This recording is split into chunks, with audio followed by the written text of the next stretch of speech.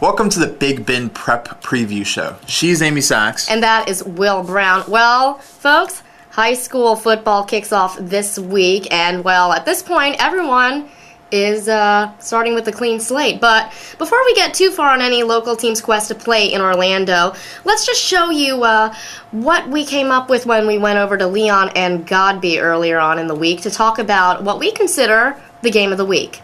Take a look. I mean, Godby-Leon game's always been a good game, and it's one of the oldest rivalries in town, and we'll be ready to play. We're committing to stopping the run, obviously.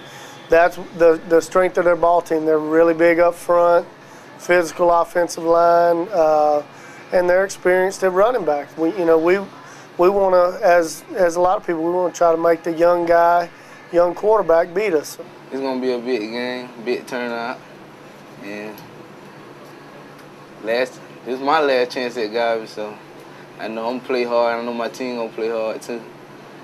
We kept a 11-year run. Well, we beat Leon 11 years straight, trying to make it 12 years. Basically, first game of the season just show how hard we worked throughout the summer, all the workouts from the summer up to the fall. Well, we got a real young team, but they're young, got some athletes, and they're real strong, too. They just don't know it yet.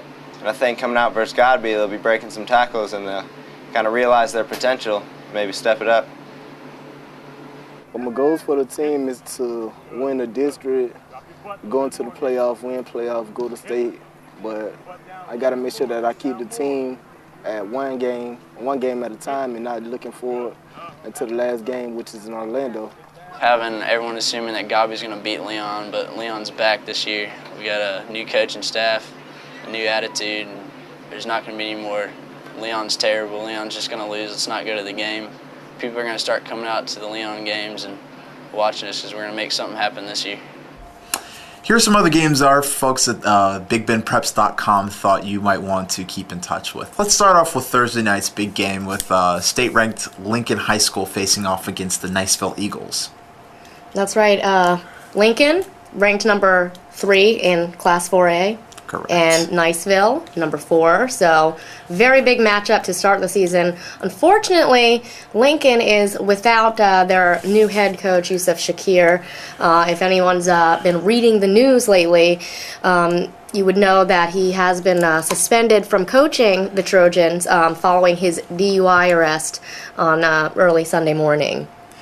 But even regardless of the DUI arrest, the Niceville Eagles are a formidable opponent who have 19 seniors on both sides of the ball. However, last week they did give up 347 yards through the air against Fort Walton Beach. So that might be interesting for seniors Evan Brigman and Ryan White.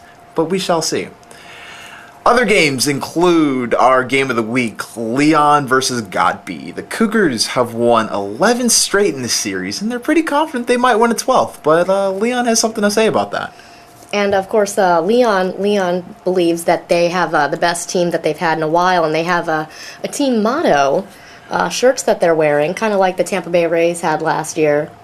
Yeah, that whole one team, one dream thing. But right now, everyone is undefeated, so we shall see Friday night who actually wins. Indeed.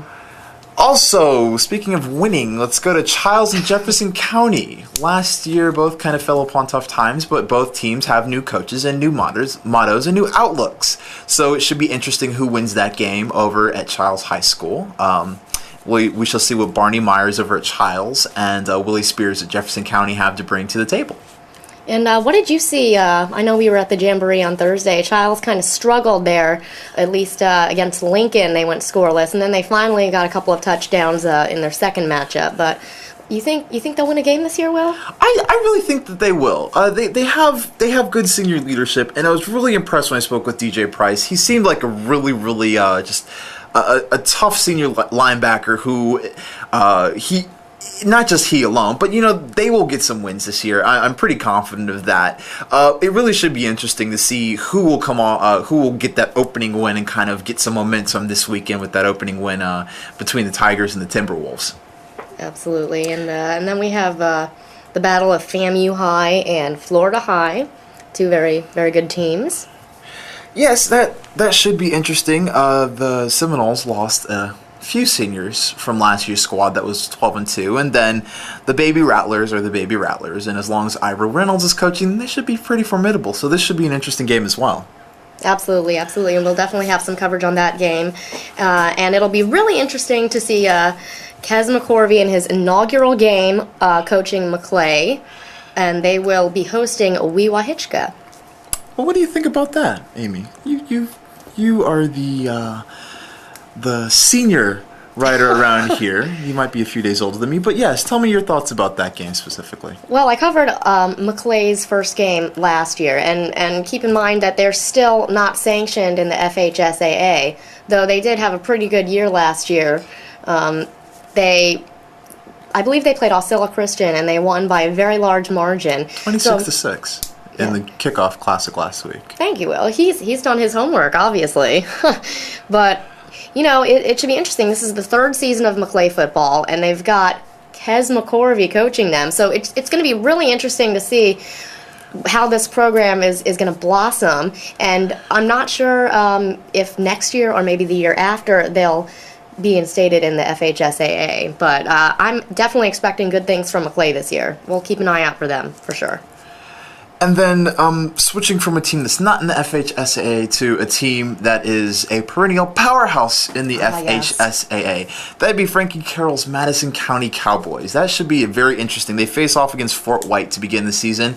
And it's interesting, the Cowboys are only in a 3-team district this year, so it should be interesting in terms of how they play in their non-district games. But this is against the Fort White team, and Madison County is Madison County. It's almost synonymous with winning. Force to be reckoned with, really. And, I mean, I think I'm going to check them off on winning the district, perhaps. And then Godby and Rickards will kind of duke it out to see who else goes to the playoffs in that district. We shall see about that. But, again, everyone is undefeated right now. Very true.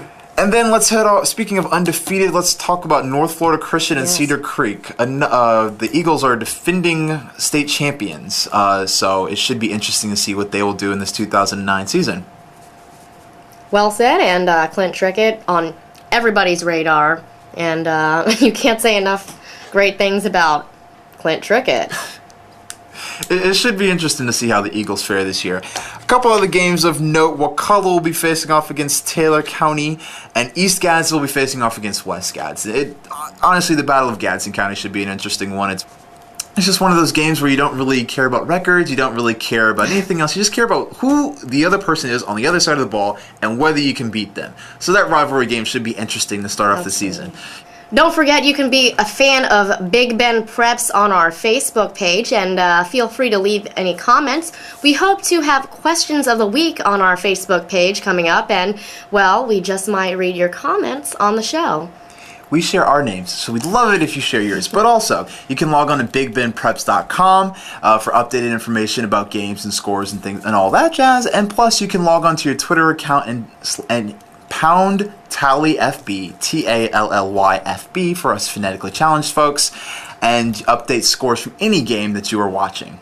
Kids with their technology, huh? I know, but we're kids too, aren't we? I guess. Anyway, that's all for our show we have this week. Thanks so much for watching. We'll see you next week. Bye-bye.